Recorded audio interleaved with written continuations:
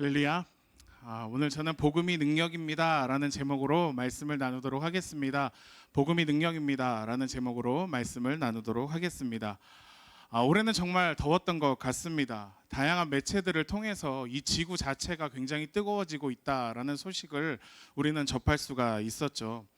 그래도 시간은 흘러서 어느덧 아침 저녁과 제법 선선한 바람이 불고 또 단풍이 물들기 시작하는 가을의 문턱에 서게 된 것 같습니다.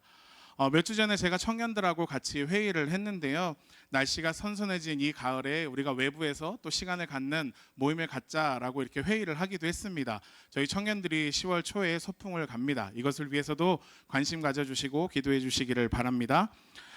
이처럼 가을에는 가족끼리 또 친구들끼리 또 학교에서 혹은 속한 공동체에서 직장에서 나들이 계획이나 소풍 계획들을 세우기도 합니다. 아마 이 자리에 계신 여러분들도 학창 시절에 소풍 한 번씩 가보셨을 겁니다. 여러분들은 소풍 하면 무엇이 생각나십니까? 소풍 하면 무엇이 생각나시나요? 저는 여러분들이 보시기에 상상할 수 없겠지만 먹는 게 가장 먼저 생각납니다. 네, 크게 웃어주시네요. 네. 저는 소풍 하면 당연히 김밥이 생각이 납니다. 요즘이야 김밥이 너무 흔하죠. 저희 교회에서도 애찬으로 김밥을 많이 먹지만 저는 어렸을 적에 소풍 갈 때마다 어머니가 싸주셨던 아주 맛있었던 김밥이 지금도 생각나기도 합니다. 그리고 또 어떤 게 생각납니까? 소풍을 갈 때면 뭐니 해도 머니가 최고라고 우리 부모님들이 손에 꼭 쥐어주던 소풍 가서 쓰라고 주신 용돈이 많이 생각이 납니다. 그 용돈을 받는 즐거움이 굉장히 컸죠. 학교에서 소풍 일정이 정해지면 달력에 어린 마음에 너무 좋아서 동그라미를 치고 하루하루를 카운트해 나갑니다.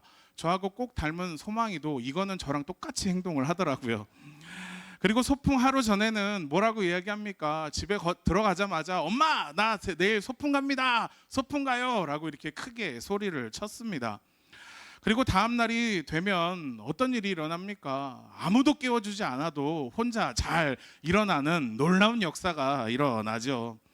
그런데 여러분, 만약입니다. 만약에 소풍을 가려고 하는 그 당일에 요란스럽게 일어났는데 집안이 조용하다면 어떤 기분일까요? 아무도 일어나지 않고 아무도 무엇도 준비하고 있지 않다면, 그리고 무엇보다 중요한 어머니가 김밥을 싸고 있지 않다면 정말로 상상하고도 쉽지 않은 그러한 상황에 놓이게 된다면 어떨까요? 굉장히 화가 나겠죠. 그리고 소리쳐서 엄마에게 엄마 나 소풍 간다고 했잖아요 라고 엄마에게 타박을 할 것입니다.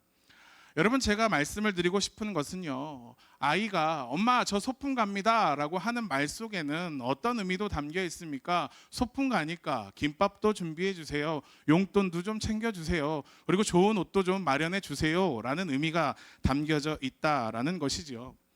이처럼 우리가 사용하는 말 속에는 보이지 않는 의미가 담겨져 있는 말들이 있곤 합니다. 우리가 사용하는 말 속에 그 말 자체의 의미보다 담겨져 있는 의미들이 있는 경우가 있다라는 것이죠. 오늘 함께 보신 본문인 로마서 1장 16절에 보시면 바울이 이런 고백을 하는 걸 볼 수 있습니다. 나는 복음을 부끄러워하지 않습니다 라는 고백을 하고 있죠. 여러분 혹시 전도 해보셨습니까? 전도 삶의 현장에서 잘 해보고 계신가요? 전도하는 것이 요즘 시대에는 참 쉽지 않은 일인 것 같습니다. 코로나를 겪으면서 그리고 교회들이 크고 작은 구설수에 오르면서 전도하는 것이 더 어려워진 것이 지금 우리들이 살고 있는 현실입니다. 전도용품 하나 나눠주는 것도 요즘 젊은이들이 많이들 이야기하는 MBTI의 극2, 아주 적극적인 사람, 아주 외향적인 사람이 아니고서는 전도용품 하나 나눠주는 것도 참 쉽지 않은 시대가 되었죠. 아마 바울이 오늘 한 이 고백, 나는 복음을 부끄러워하지 않습니다 라는 이 고백이 이런 환경에서도 바울은 복음을 부끄러워하지 않고 복음을 증거하겠습니다 라는 고백이 아닐까 생각이 됩니다. 그런데 여러분, 바울의 이 고백을 또 다른 측면에서 생각해 보면 제가 말씀을 시작하면서 이야기한 우리의 말 속에 보이지 않는 숨겨진 의미가 있다라는 말을 생각하고 이 고백을 살펴보면 이 고백 안에는 전제가 되는 것이 있습니다. 그 전제가 무엇입니까? 그것은 바울에게 있어서 복음이 부끄러울 수 있지만 복음을 부끄러워하지 않겠다라는 말이죠. 즉 바울은 복음을 전하는 것이 부끄러울 수밖에 없는 사람이다라는 전제가 있다라는 것입니다. 그런데 여러분, 이 말은 참 이상합니다. 왜입니까? 우리가 알고 있는 것처럼 교회를 조금만 다녀도 바울이라는 이름은 정말 많이 들었죠.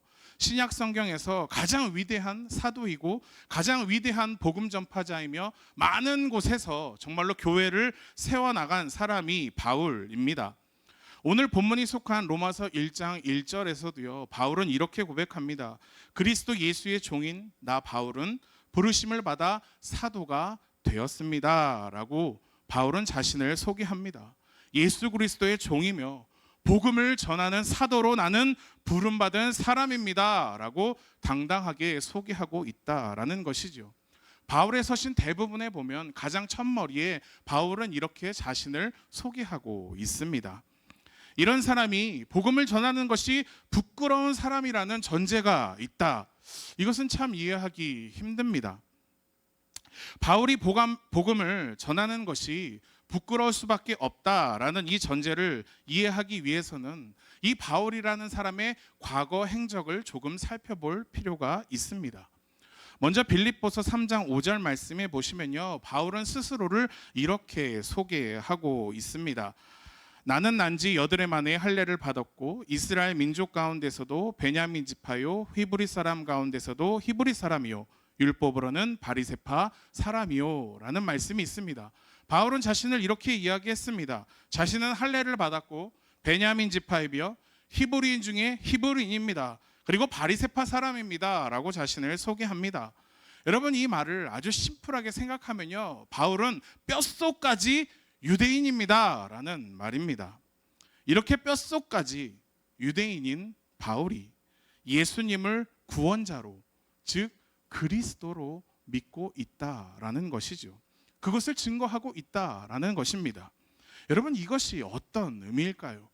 뼛속까지 유대인인 바울이 예수님을 받아들인 것뿐만이 아니라 그 복음을, 예수님에 대해서 증거한다라는 것이 무엇을 의미하냐라는 것입니다. 요한복음 9장 22절에 보시면요, 그 유대인들이 예수님을 받아들였을 때에 어떻게 되는지를 설명하고 있습니다. 중반부에 보시면 예수를 그리스도라 고백하는 사람은 누구든지 회당에서 내쫓기로 유대 사람들이 이미 결의에 놓았기 때문입니다 라는 말씀이 있습니다. 여러분, 유대인들에게 있어서 복음의 핵심인 예수 그리스도를 받아들이는 것은 내쫓기게 되는 일입니다. 배교행위고 즉각적인 출교 대상이다라는 말이죠. 여러분, 혹시 회복이라는 영화를 보셨는지 모르겠습니다. 좀 오래전에 개봉했습니다. 2010년도에 개봉되어서 많은 영화관과 또 많은 교회에서 상영이 되었고 아주 큰 화제가 된 다큐멘터리 영화입니다.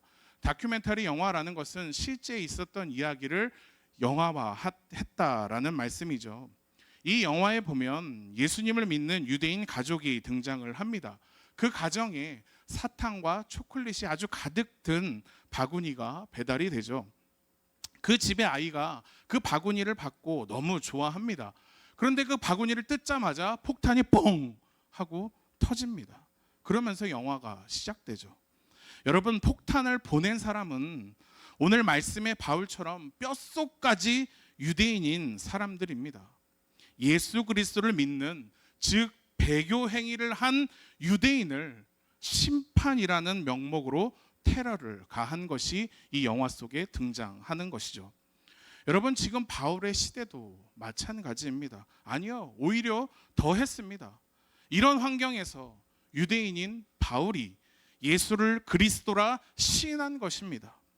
유대인의 입장에서 바울은 배신자나 다름없습니다.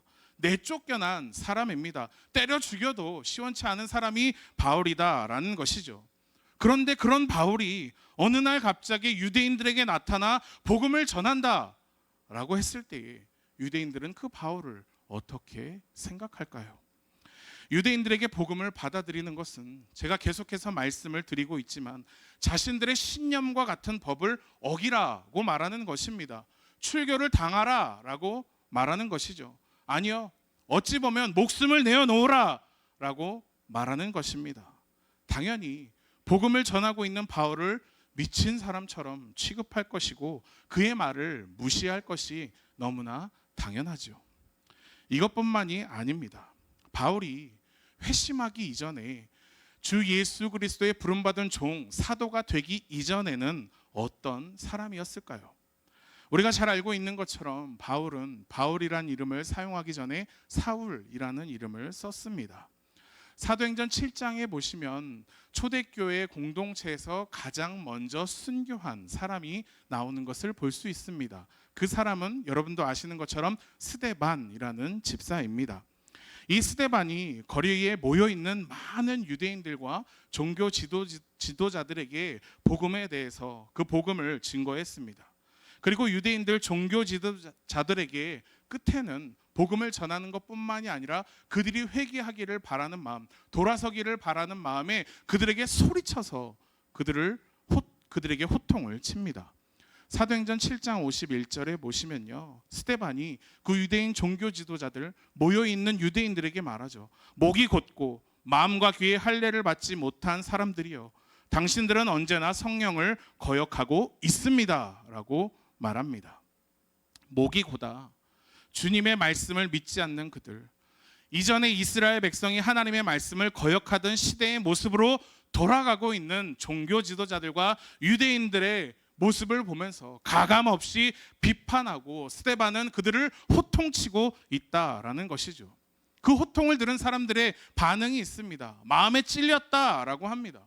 그런데 마음에 찔린 그들이 선택한 것은 회개하는 것, 돌이키는 것, 주님을 영접하는 것이 아니었습니다. 성경에 보면 이를 갈며 스데반을 돌로 쳐 죽였다라고 말하죠. 여러분, 이 현장에 있었던 사람이 사울입니다. 그런데 여러분, 중요한 것은요, 사울은 단순히 그 현장에서 그것을 구경한 것에서 그치지 않습니다.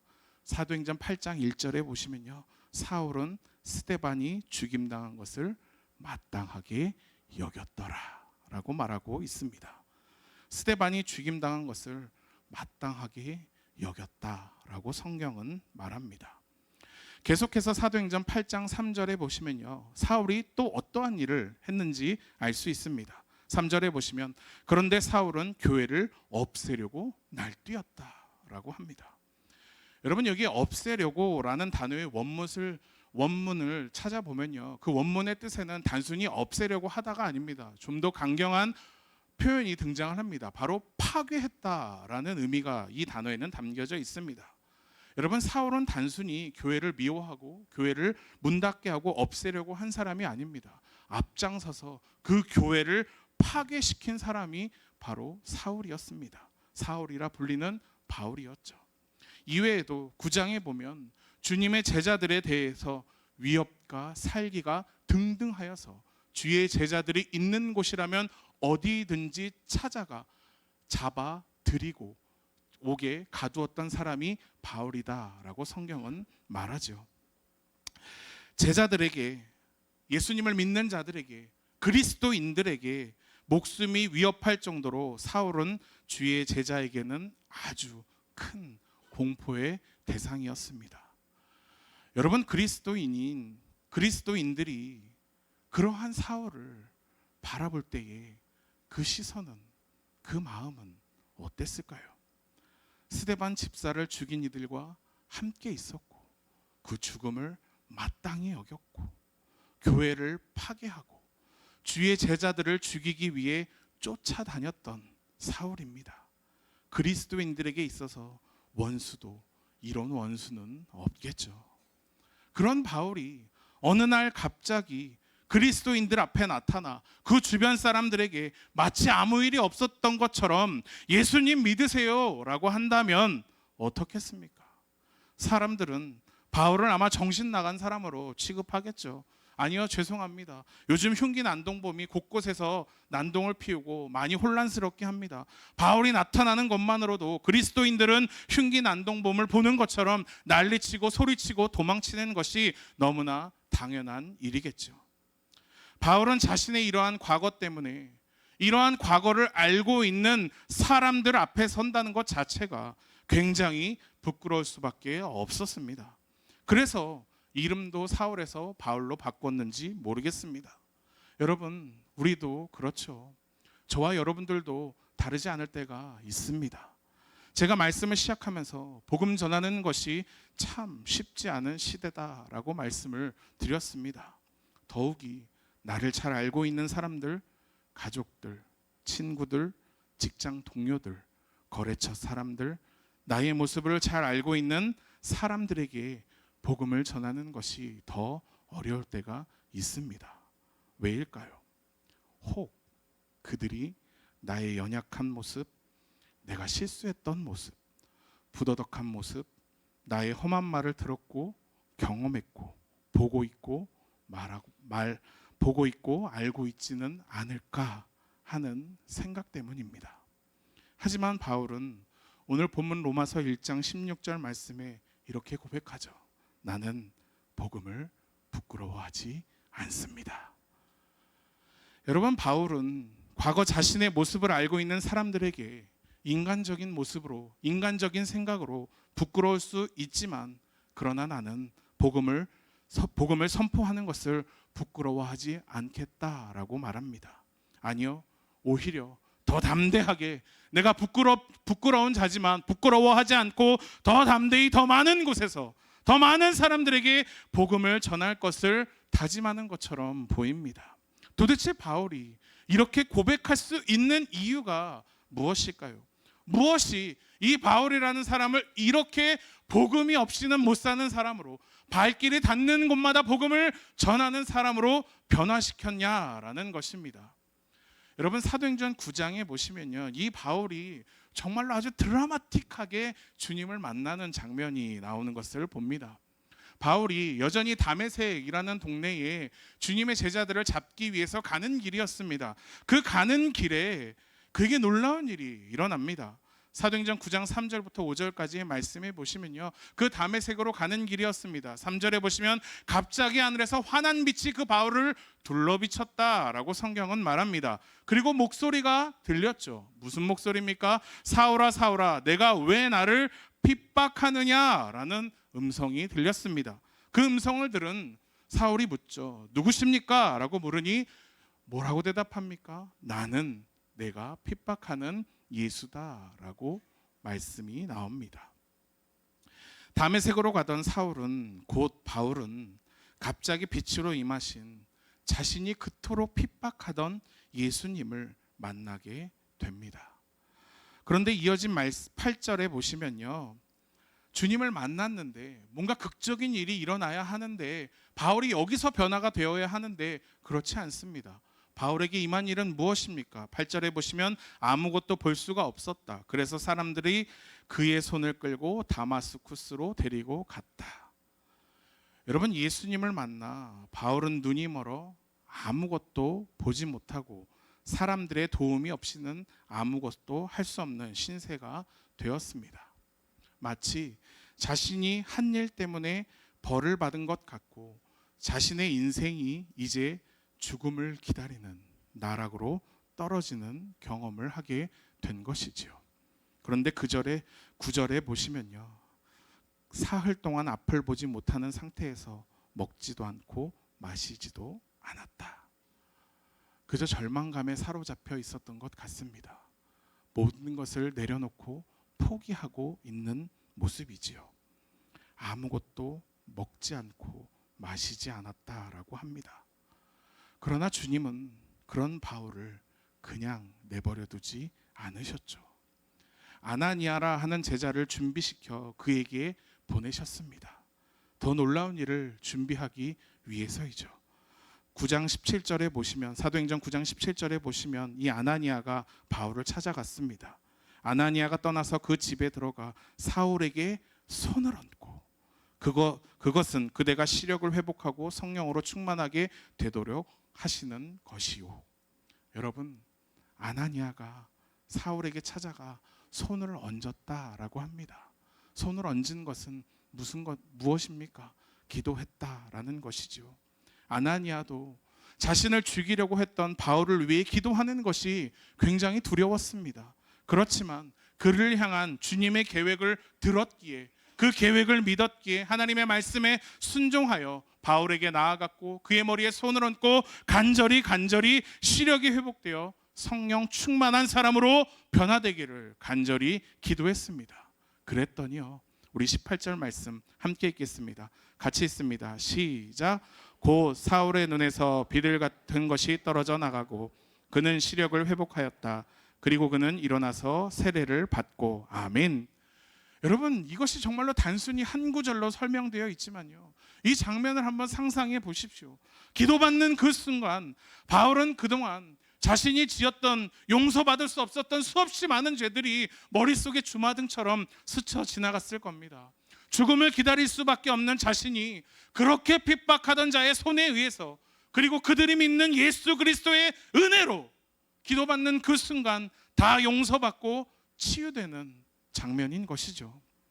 이렇게 주님을 만나고 주님을 경험한 바울이 변화되었습니다. 어떻게요? 20절에 보시면요, 그런 다음에 그는 곧 여러 회당에서 예수가 하나님의 아들이심을 선포하였다.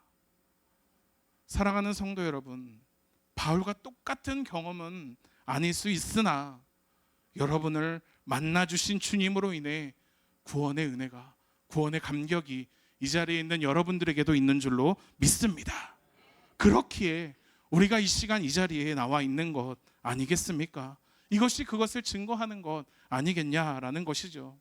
여러분, 구원의 은혜는 실로 놀랍습니다. 왜요?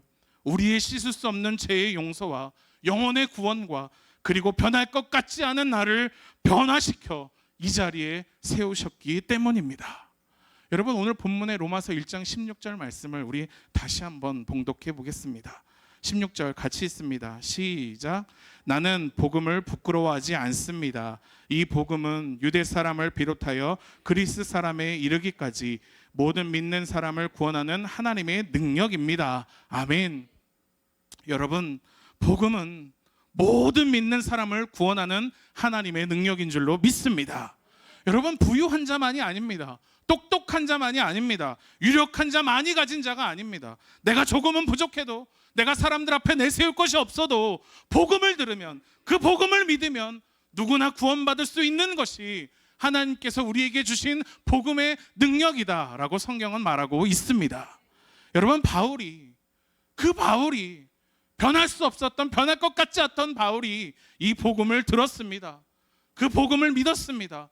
그 복음 때문에 살아났고 구원받고 하나님의 능력을 경험했습니다. 여러분, 이것으로 인해 바울은 나는 복음을 부끄러워하지 않습니다 라는 고백을 할 수 있게 만든 것이지요.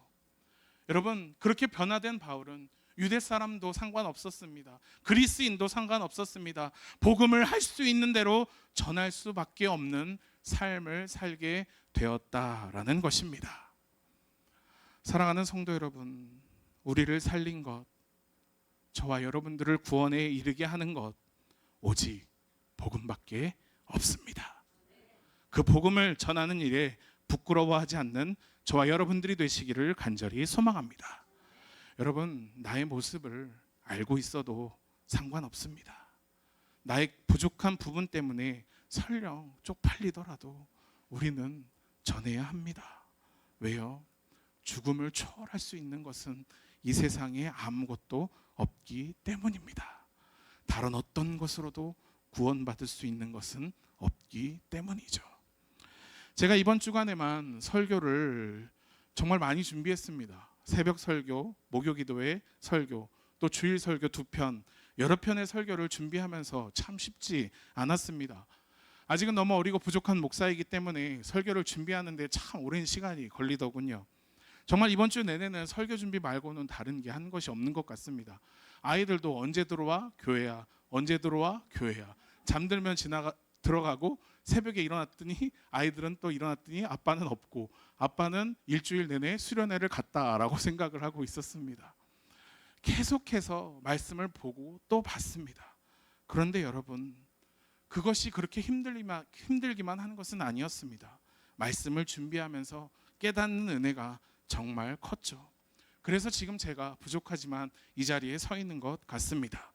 그런데 여러분, 제가 설교를 준비하면서요, 정말 여러 편의 설교를 준비하면서 하나님의 말씀을 보면서 받은 은혜가 무엇인지 아십니까? 모든 성경이 말하는 것은 딱 한 가지다라는 것입니다. 그것이 은혜가 되었죠. 무엇입니까? 그것은 하나님께서 저와 여러분들을, 당신의 백성을 너무나 사랑하신다는 것입니다. 그 사랑 때문에 단 하나뿐인 아들 예수 그리스도를 우리에게 보내셨고, 그가 십자가에 못 박히심으로 말미암아 우리가, 저와 여러분들이 구원의 은혜를 덧입게 되었다라는 것입니다. 바로 그 사랑 때문에 말입니다. 오늘 말씀을 맺으려고 합니다. 바울은 과거 믿는 자들을 핍박하던 자신의 모습을 알고 있는 사람들에게 복음을 부끄러워하지 않고 그 복음을 전한다라고 합니다. 왜입니까? 복음에는 모든 사람을 구원에 이르게 하는 능력이 있기 때문입니다. 여러분, 이제 다음 주가 아니면 추석 연휴입니다. 나를 너무나 잘 알고 내가 너무나 사랑하는 아주 가까운 많은 분들을 만나게 되죠. 그 사람들에게 여러분을 변화시킨 복음, 여러분을 구원에 이르게 한 복음을 부끄러워하지 않고 담대히 나누고 증거하는 그러한 추석 명절이 되기를 주님의 이름으로 간절히 축원합니다. 이 시간 우리가 그 마음을 담아 함께 찬양하고 기도했으면 좋겠습니다.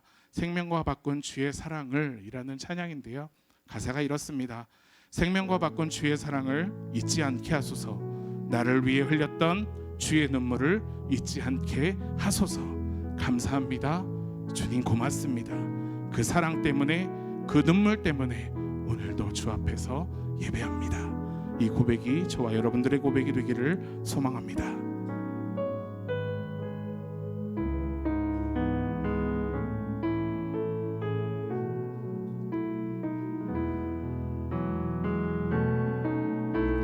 생명과 바꾼 주의 사랑을 잊지 않게 하소서. 나를 위해 흘렸던 주의 눈물 잊지 않게 하소서. 우리 한 번 더 고백합니다. 생명과 바꾼, 생명과 바꾼 주의 사랑을 잊지 않게 하소서. 나를 위해 흘렸던 주의 눈물 잊지 않게 하소서.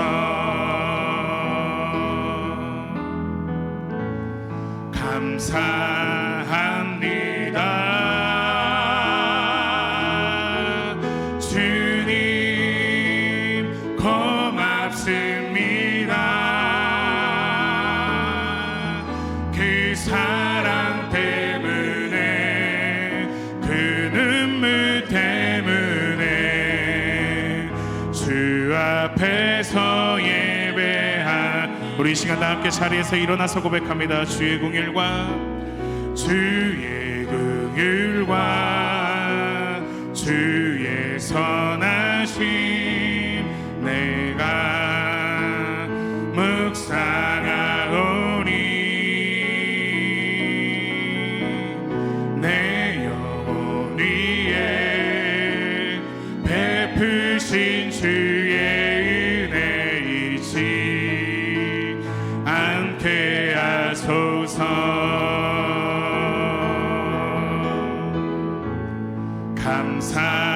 감사합니다. 주님 고맙습니다. 그 사랑 때문에, 그 눈물 때문에 주 앞에서 예배함. 우리 다시 한번 고백합니다. 주님 감사합니다. 아멘. 감사합니다.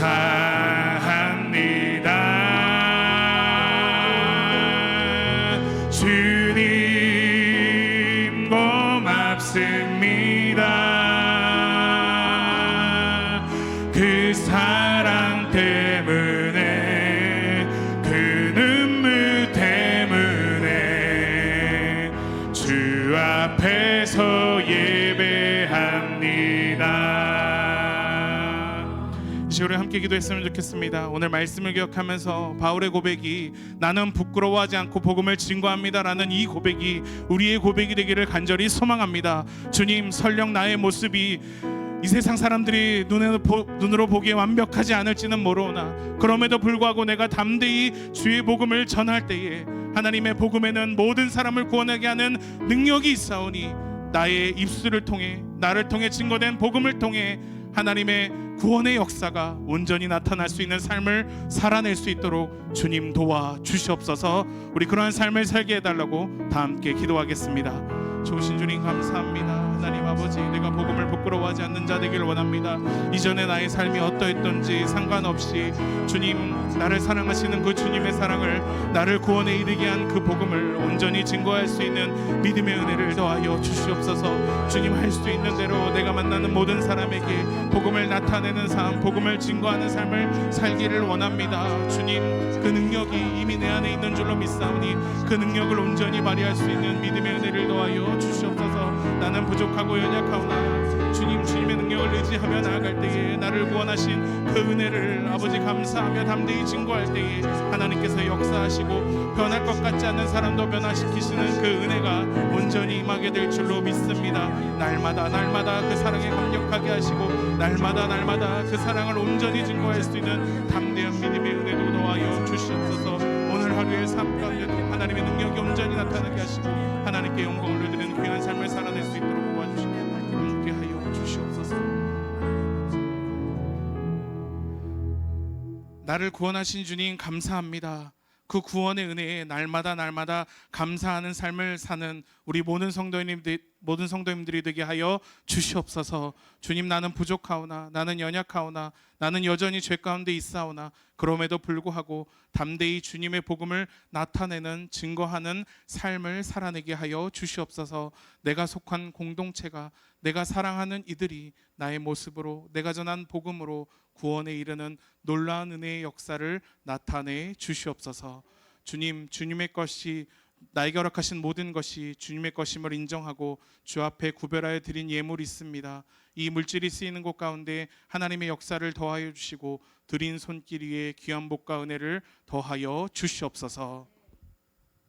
지금은 주 예수 그리스도의 크신 은혜와 하나님 아버지의 극진하신 사랑하심과 보혜사 성령님의 인도 교통하심의 역사가 복음을 부끄러워하지 않고 담대히 증거하기로 다짐한 사랑하는 성도들 머리머리 위에와 각 가정 위에, 일터 위에, 우리 교회 위에 지금부터 영원토록 함께 계실지어다.